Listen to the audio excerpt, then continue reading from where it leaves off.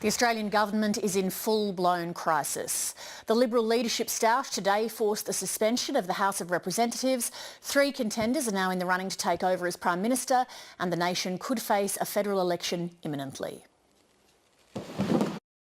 The graceful gait on the glide to power was just a delusion. Do you have a number, Mr. Dutton? This was destruction of an awesome kind. I wouldn't have contacted the Prime Minister if I didn't believe that we had a majority of support. The master of the Dutton destiny... How many numbers? Well, we'll leave that all for the party. All right, guys, come on. ...was now gripped by events he couldn't control. No one could. A Prime Minister was clinging to what power he retained, conceding nothing to the stalkers behind.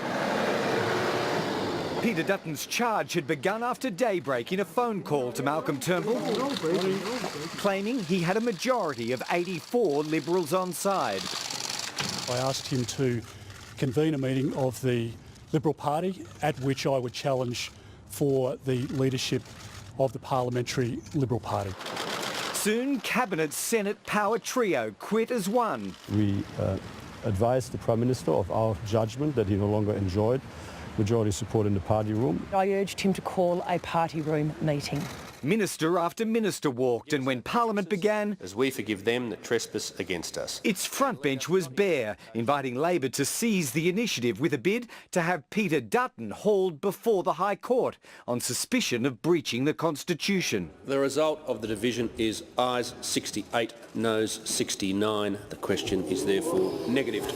Suddenly, a party political shiver escalated to full-blown parliamentary shambles. The solution? I move that the House do now adjourn. Shut the whole show down. Today is the funeral of the modern Liberal Party. We are witnessing history being made today. You've lost the confidence of everyday Australians. Shame on you. With opponents in front and enemies behind, Malcolm Turnbull slumped into his seat for what could be the final time for a final vote. The bells fell silent, but the Parliament did not. In a whirring passage of time, Scott Morrison stepped forward to try to obstruct the Dutton onslaught. And finally, Malcolm Turnbull stepped out to condemn. Australians will be rightly appalled by what they're witnessing in their nation's parliament. And to counter his challenger's demands, if he's got a majority of 43 or more Liberals, then prove it. We need to see that there is a majority of members, and they need to put their names to it too. These are momentous times, and it's important that people are accountable for what they're doing. If their numbers check out, the meeting would be called for midday tomorrow and tested with a spill motion. Assuming it is carried and there is a new leader of the Liberal Party, and in the case of Mr Dutton, I think he'll have to establish that he is eligible to sit in the Parliament.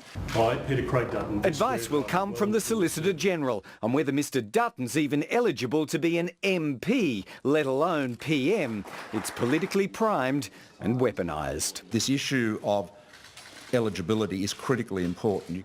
Malcolm Turnbull will go quietly if the ballot on the spill motion succeeds tomorrow, but as much as a Prime Minister under heavy siege can dictate terms, he is, and he's hurling everything at it, from weighing options to throw support behind rival candidates who could thwart Peter Dutton, to levelling allegations about the ethics of the media and of bullying against those who are determined to end the 29th Prime Ministership of Australia and to create a 30th. What began as a minority has, by a process of intimidation, persuaded people that the only way to stop the insurgency is to give in to it. Now, I do not believe in that.